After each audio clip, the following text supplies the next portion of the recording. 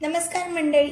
आजचा दिवस नेहमीसारखा नाही, कारण आज आहे सोमवार, आपल्या महादेवाचा दिवस. हा दिवस गडबडीत घालण्यासाठी नाही, तर थोडं थांबून स्वतःकडे आणि भोलेनाथाकडे पाहण्यासाठी आहे. ज्या क्षणी आपण महादेवाचं नाव घेतो त्या क्षणी मनातला गोंधळ आपोआप शांत व्हायला लागतो.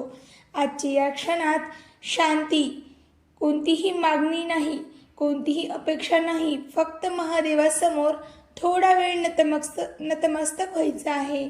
महादेवाच्या चरणी प्रार्थना करायची आहे. चला तर मग या पवित्र सोमवारी मन हलकं करून महादेवाचं स्मरण करूया. हर हर महादेव. चला तर मग आपण सगळ्यांनी मिळून आपल्या महादेवाची स्तुती करूया. तू हे महादेवा, तू कैलासाचा स्वामी, शांततेचा सागर आणि भक्तांच्या हाकेला धावून येणारा देव आहेस. तुझ्या जटांमधून गंगा वाहते, मस्तकी चंद्र शोभतो आणि गळ्यातील नाग तुझ्या निर्भयतेची साक्ष देतो. तू भोळा आहेस म्हणून भक्तांच्या भावना तुला थेट स्पर्श करतात. शब्द नकोत, फक्त मनापासून केलेलं स्मरण तुला प्रसन्न करतं.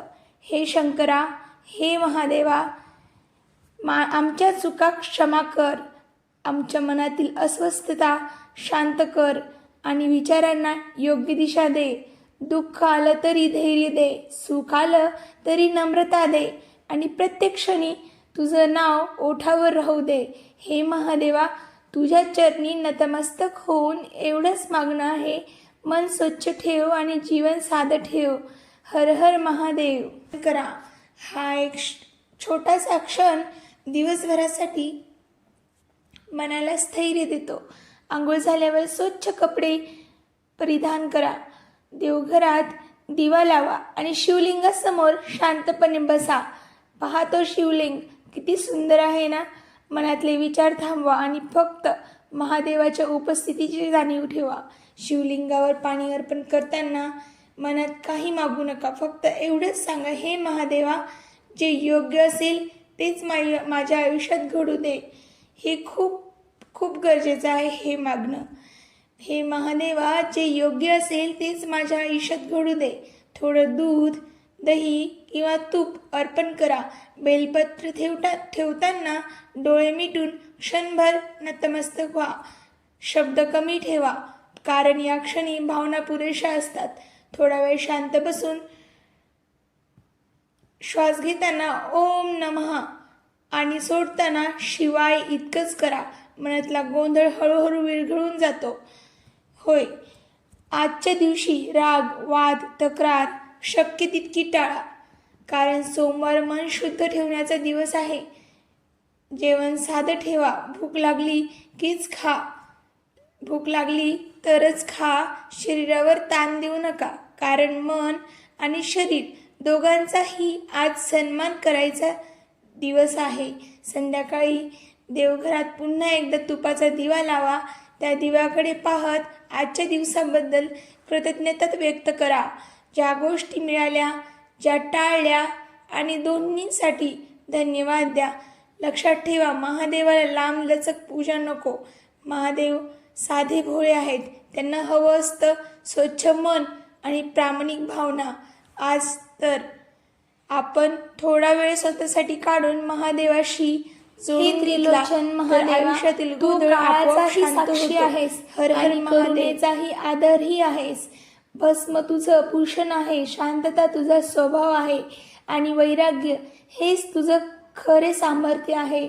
संपूर्ण विश्व धारण करूनही तू अलिप्त राहतोस, म्हणूनच आमच्या मनालाही सोडून देण्याचं बळ मिळतं. हे नीलकंठा, आमच्या वेदना तुझ्या कंठात सामावून घे आणि आम्हाला धीर दे की प्रत्येक दुःख क्षणिक आहे. तू काही मागत नाहीस, तरीही सर्व काही देतोस. तू काही मागत नाही, तरीही सर्व काही देतोस. तुझ्या या निस्वार्थ प्रेमासमोर आमची प्रत्येक प्रार्थना लहान पडते. हे महादेवा, आज शब्द कमी पडतात, म्हणून फक्त एवढंच म्हणत आहे, आमचं मन तुझ्या चरणी स्थिर राहू दे. हर हर महादेव.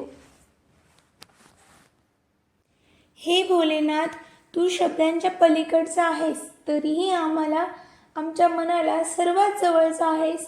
तुझ्या नावातच एक विसावा आहे, जो थकलेल्या मनालाही शांत करतो. जिथे सगळे मार्ग थांबतात, तिथूनच तुझी कृपा सुरू होते. जिथं अंत आहे, तिथेच तू प्रारंभ आहेस. तू सर्वांना शरण आलेल्यांना देतोस. म्हणूनच आमच्या प्रत्येक श्वासात तुझं नाव आपोआप उतरून जातं.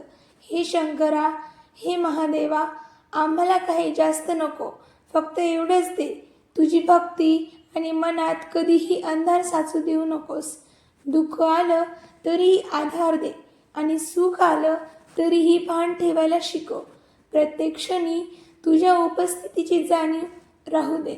हे भोलेनाथ, आमचं आयुष्य जसं आहे तसं स्वीकार करायला आम्हाला ताकद दे. आम्हाला तुझ्या चरणांशी नातं जपायला शिकव. हर हर महादेव. ओम नमः शिवाय. मंडळी, तुम्हाला जर महादेवाची स्तुती आवडली असेल किंवा तुम्हीही माझ्यासोबत महादेवाची स्तुती करू शकता तर प्लीज कमेंटमध्ये